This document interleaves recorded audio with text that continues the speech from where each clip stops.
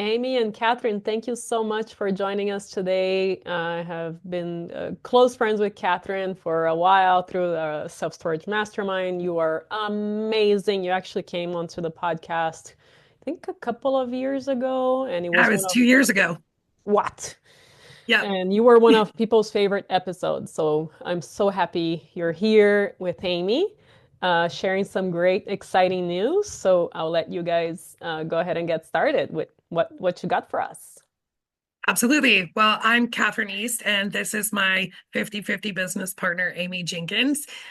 We started up our company after both of us realizing that we just wanted to provide a very unique service to people, something that we have not seen a lot of out there. And so we're very excited to be here today because as we're going over some of the things that we do, I also am so excited to give you some nuggets because we've been noticing out there that there's been a couple of challenges that people have been struggling with significantly. And so we want to maybe help address some of those, give you a helping handout for that, just things that we've used.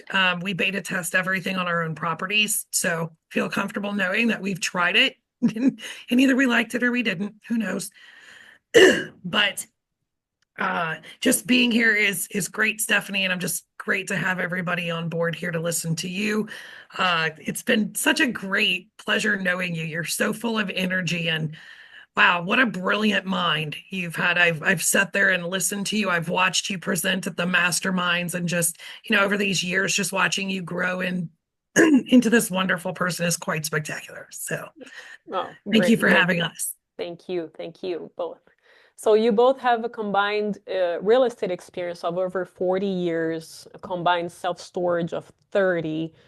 Do you mind sharing a little bit about that from each of you, and then we'll jump into what your company is doing? Absolutely. Amy, would you like to go first? Go ahead.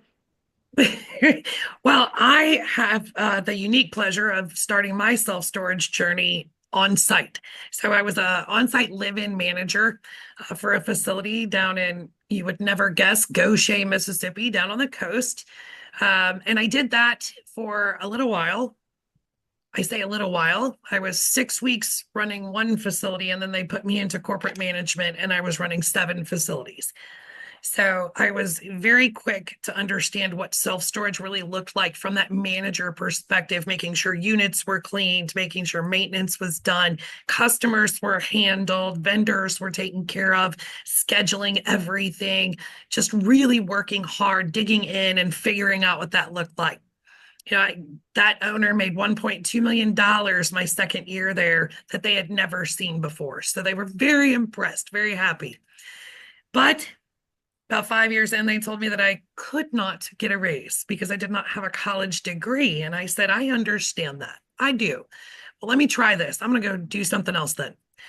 Still in self storage, I became the Midwest sales director for StoreSmart Tenant Insurance, which led me to be the executive director for the Missouri Self Storage Owners Association, which led me to help Nebraska and Kansas with lien laws and insurance laws for self storage owners, which then led me to mentoring and being able to invest on my own, partner with people. And so now I'm all in. I'm all in every day. So that's how I came up in the self-storage atmosphere. Awesome. Thank you. I came into it a little bit different. I think everybody has their own story or, direction of how they came into it.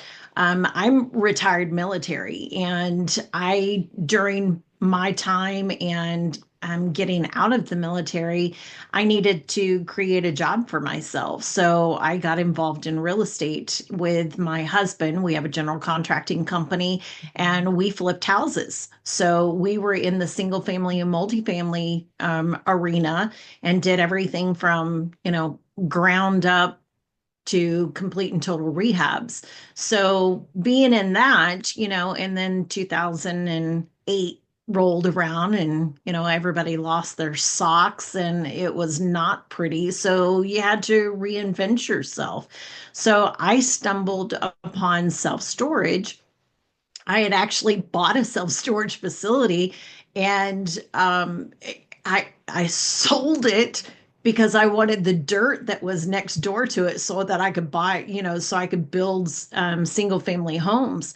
And once I ran across one of the leading companies that was out there, ran across them, told them what I was doing, and they're like, "Oh, you dummy! You should have held on to that storage facility." And I was like, "Whoops! Well, can't do anything about that, but I can learn moving forward." And in doing that, my role changed dramatically. In doing that, I became the director of operations for the company, got to learn all the behind the scenes, what to do, how to do, etc.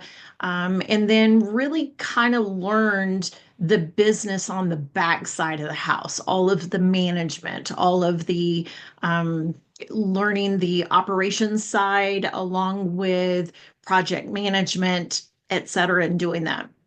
So I entered into corporate, the corporate side of everything, and in managing on a corporate level the facilities. So I took on, we have approximately, we have about 4,000 units, about 450,000 square feet under management right now that It's we, not one or the same, are they? yeah, no, not one are the same. I mean, I have everything from a 8-story building to a 47 unit little mom and pop. So it totally is a juxtaposition either way you look at it in doing that. But we have figured out that what we're looking for is a boutique-ish type scenario, to where, not everything fits the big box guys, and some people want a little bit more hands-on, or they need a little bit more guidance than what the big guys out there can do.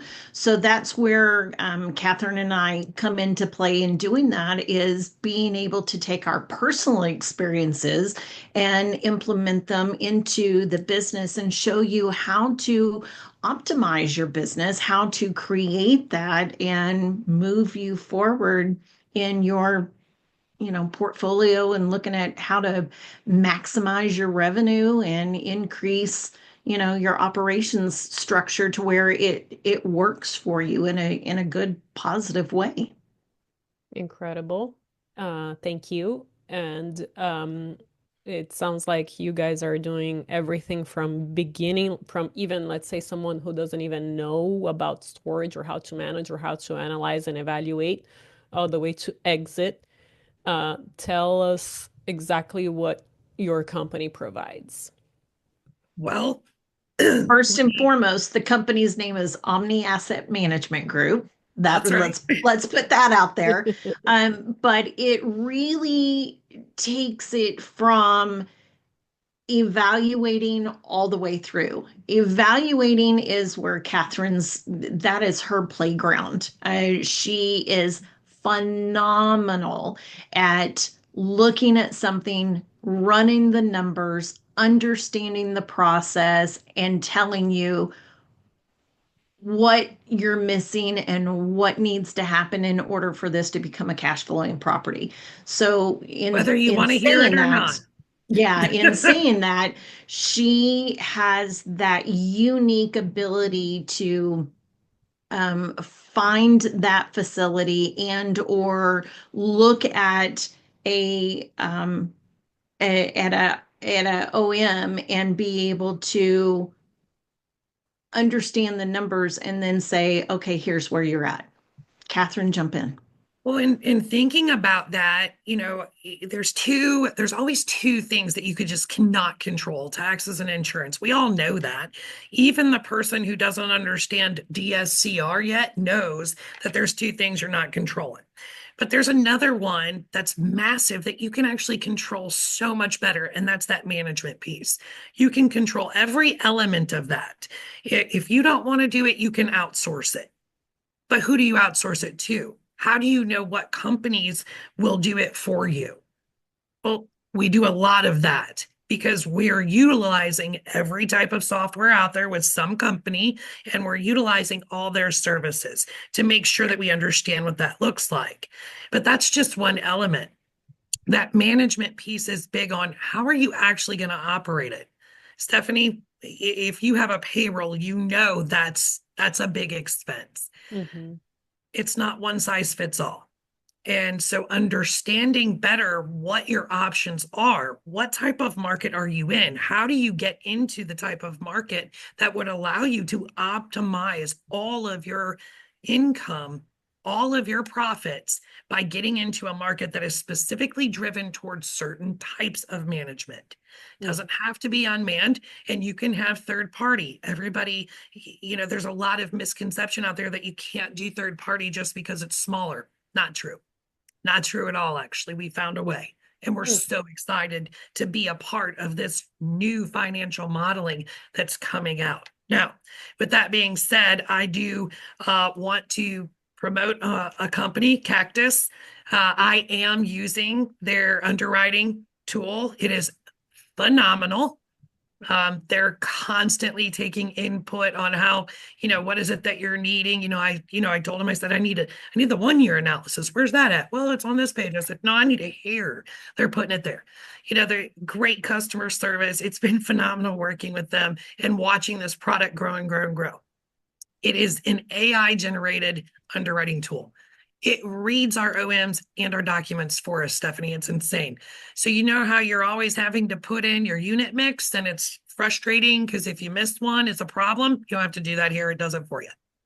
I'm just saying, quite fantastic. Amazing. That's a little nugget for your listeners out there. New software that will totally AI generate it for you. And you get to play with the numbers a little bit better in this atmosphere because it has all different types of management built into it. So it understands what it is you should possibly be doing or how you should be looking at this. That's quite phenomenal. That's a huge nugget there to know that you can cut your underwriting time by 90% and actually get a number that makes sense, including the IRR, including 2x multipliers. If you want $2,000 a month, it spits out whether that property is going to do that for you or not. Isn't that fantastic? Yes, it is. It is fantastic. Speaks to the fact that Amy and I are constantly looking for the newest technology out there to run our facilities so that owner operators can afford to still turn a profit if they lose 10% of their occupancy. That's where we're goal oriented towards. That's what we work with. And in our financial underwrites, how we teach people underwrite is none like it's like no other now. So we're very excited about that. So are you offering classes? Is it more of a holding hands? Can you tell me the tiers? And if you want to share costs, share with the audience so people understand what they should go to you for. Sure. Amy handles all the pricing on that. Yeah. It's not a one size fits all. It's not. I'll put it that way. Because we are very and you have individuals coming in at different stages. So instead of lumping everybody into a class together, we're one-on-one.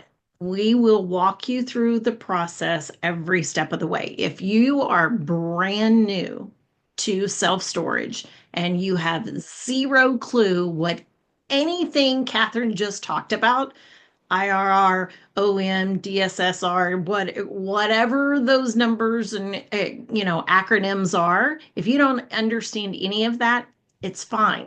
Baby steps will walk you through. If you already own a facility, but yet your numbers aren't right, or you want to be able to increase, but you don't understand yield management or excuse me, that your efficiency is not where you want it to be, we'll come in and do a one-on-one consultation with you and say, okay, open up the books, let's crack them open, because we all understand and know numbers don't lie, period. If the numbers don't work, then we need to do something else. And we need to figure out what that needs to look like and what it is in order to get you there. So, is there a specific dollar number for each individual person? Yes, but it's going to be dependent upon what they specifically want and or need. That's where the a la carte thing comes into play. We're not a books and tapes kind of gals. We are OJT. We want you to learn as you're doing it. There's no better way than being able to show you, walk you through it, and let you do it. Yeah. That's going to be the easiest way for you to learn and understand the process. If we just give you books and tapes and say, here, go watch this and learn, 75% of the people out there are going to turn their nose up and say, it's not going to happen. Yep. We want everybody to be successful. And in saying that, we can proudly say that 87% of the people that we take on are into a facility, whether it's their first or an additional facility within the first 12 months of being with us. That's a That's great number. huge. That's a great Yeah, number it to is. share. Yeah. And Stephanie, to break this down a little bit more elementary, we even have some students right now that are with us, and we don't actually call them students because we're all students of the industry. Of course we are, but these are our friends and our clients. That's just how we feel about it. Yeah.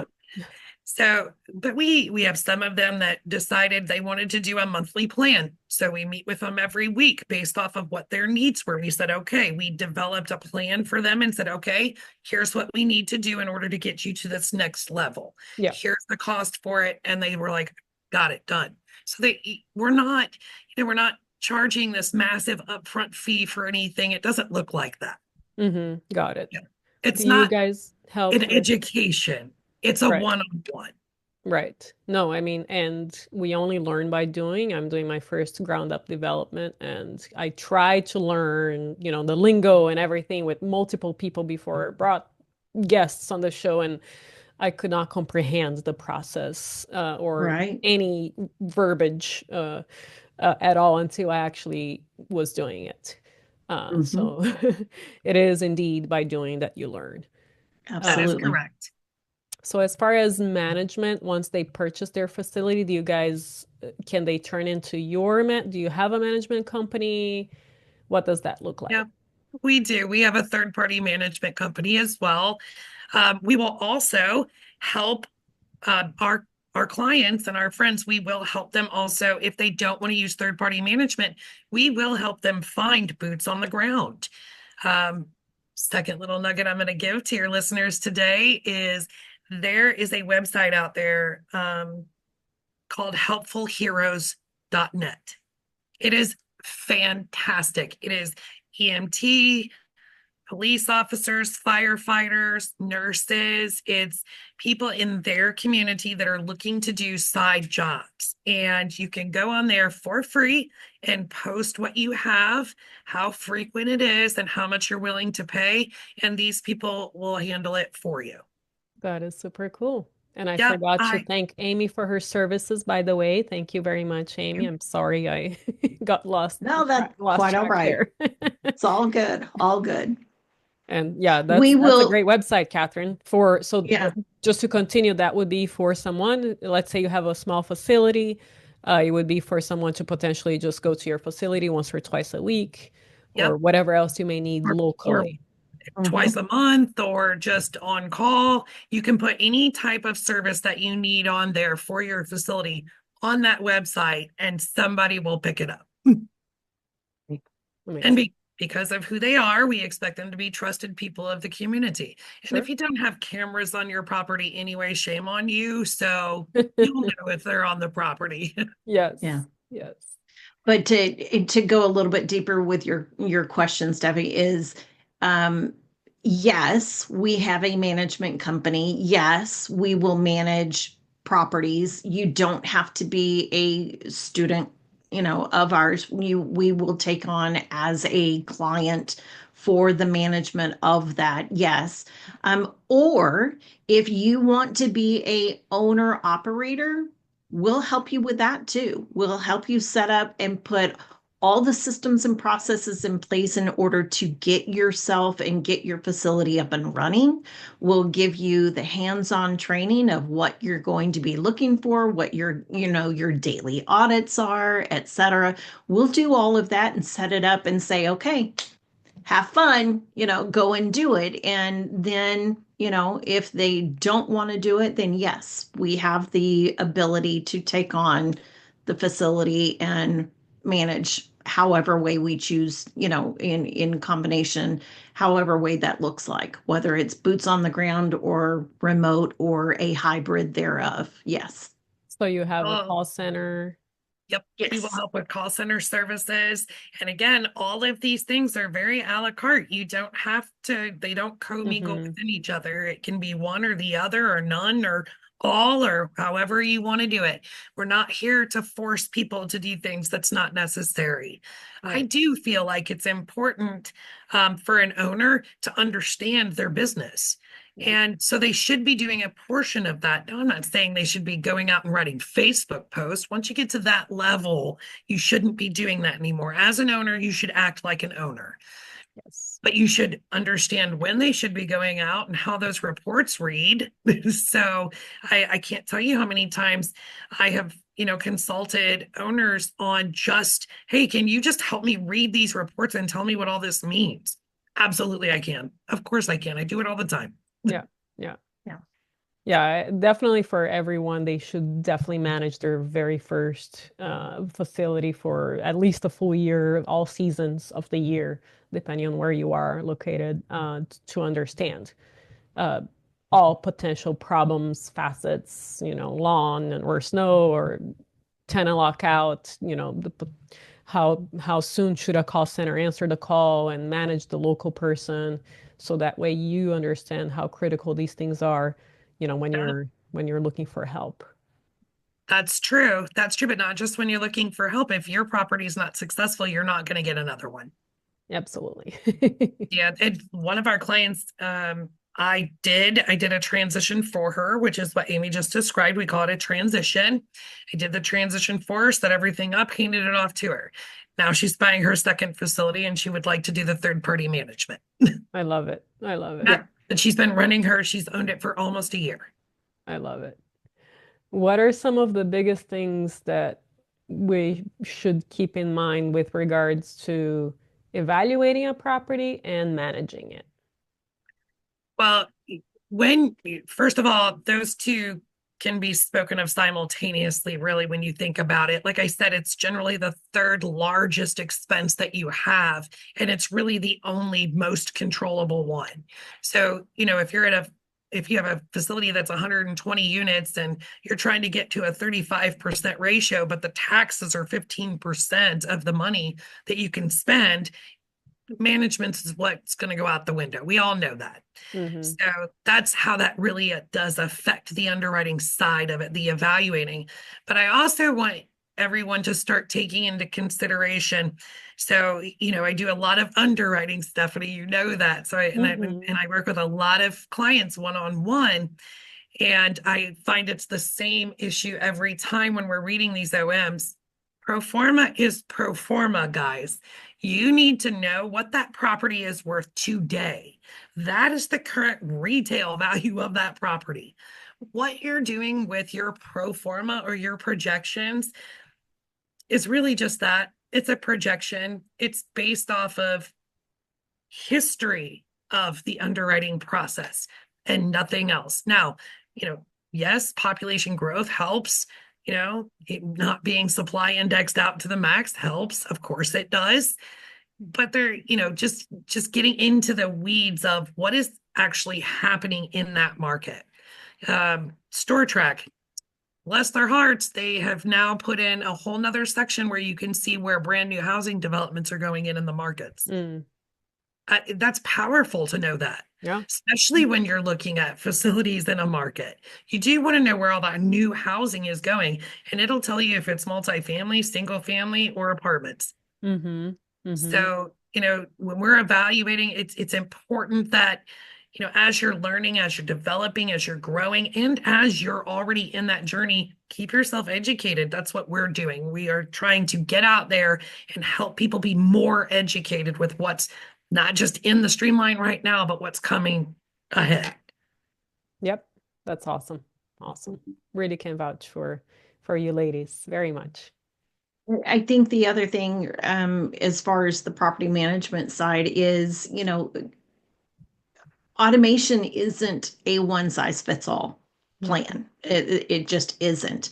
You have to do that market research that Kathryn was just talking about to ensure that, that model fits that location. Do you have the right technology in place? Are you using kiosk and smart locks and a security system? And, how does that maintain that smooth transition for a tenant experience? Who's going to handle that maintenance? Who's going to handle that oversight? Is this all going to transition and improve the facility's efficiency and ultimately the bottom line? Because we all know and understand that anybody can buy a facility. The question is, what is the end game?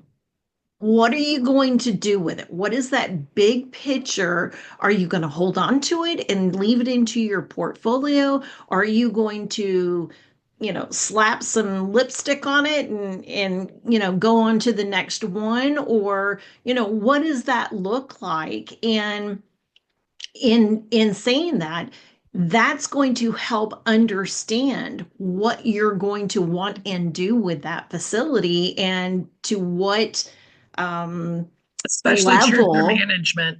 yeah, and what level of integration you're going to use for that facility.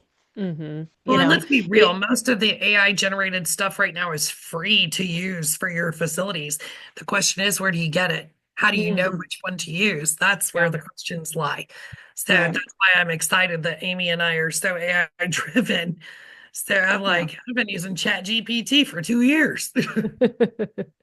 Well, and what works for, a 45 to, 100 unit facility does not work for a 700 to 800 unit facility. Yeah, that's just on the spectrum. I mean, that's just totally, totally different. And, those are things that you need to pay attention to. And, we'll help you with that. Absolutely. Amazing. I'm so excited for what the future holds for both of you. I know success is inevitable. Is there anything else? Yay. Is there anything else? Yeah, just don't forget about us. When you're up there. No, going with me. What are you talking about? We're trying to bring everybody with us. Awesome. Is there anything else that you think is important for our audience to know that we haven't touched on today? Yes, they should be going to state association meetings. They should be going to national meetings. If you're not even in self-storage yet, you should be telling people that you're looking for self-storage. You should be broadcasting that from every place you possibly can. And you should be going to these events. You should be going because all these things that we're talking about, that's where all that stuff comes out. So all this AI technology, wait till ISS this week. I guarantee you in that vendor hall, there's going to be at least 20 vendors that are strictly AI driven. Yep. And it's going to be impressive, but you don't know about it unless you start actually going out there and actively getting involved in it. Go to your local self-storage facility, talk to the manager there. If there's no manager, call their number, see if somebody answers. Yeah. Start getting invested in it. Start learning the verbiage, for the love of goodness. Every time I hear somebody say that they're buying a unit, I've never sold a unit. Yeah. I've sold unit I do at auction. Look, unit contents, but not the unit. The unit stays. Yeah, right. It's just, educate yourselves, guys. Get help or don't, but make sure that when you're out there, you're telling everybody, I want self-storage. You never know who you're going to run into. Yep. That is so true. That's exactly what I tell people was my biggest mistake when I acquired some self-serve car washes. I didn't even bother going to a conference before, and that was a huge mistake. So 100%, that's the number one thing you all should be doing. Create your elevator pitch. Know that elevator pitch inside and out, backwards and forwards. Here's what you're doing. Here's what you're looking for. Here's what you're wanting, in the process. Whatever, create that buy box and know that verbatim so that when you're starting to talk to somebody, you have that information, filed back here at the little backside of your head so Oh, that it just Stephanie, starts coming out on a consistent basis. we could do a whole nother show on buy boxes. Let's do Yeah. it. Oh, Yeah. Do it. dear That's Lord. We got to start defining that better. Let's do it. definitely. Yes. We have openings. Perfect. We'll come Amazing. on and do about buy boxes. Stephanie, did you know what your buy box was when you bought your first facility? No, I just wanted to buy a storage facility. Yep. You made it work. Thank goodness. Thank God. Yeah. Yeah. Well, Yep. we'll get that scheduled for sure. How can our listeners get in touch with you? But they can call me. Okay. Omni Asset Management Group is our website. Um, and we'll send over link and everything for you. You can put it on your podcast link to go out to Yep. reach out to us. They can always schedule. We'll put a Calendly link in there to where they can go in and schedule an appointment with us, and we'll do a consult with them free. Just to figure out what are they doing, what are they wanting to do, what do they want to be when they grow up scenario, and Yep. see what we can do if we can do anything for them. Yeah. Amazing. Well, congratulations again, ladies. I'm so excited for you both and look forward to having you back very soon. Thank you so much, Thanks. Stephanie. And thank you to all of Stephanie's followers. Yeah, absolutely.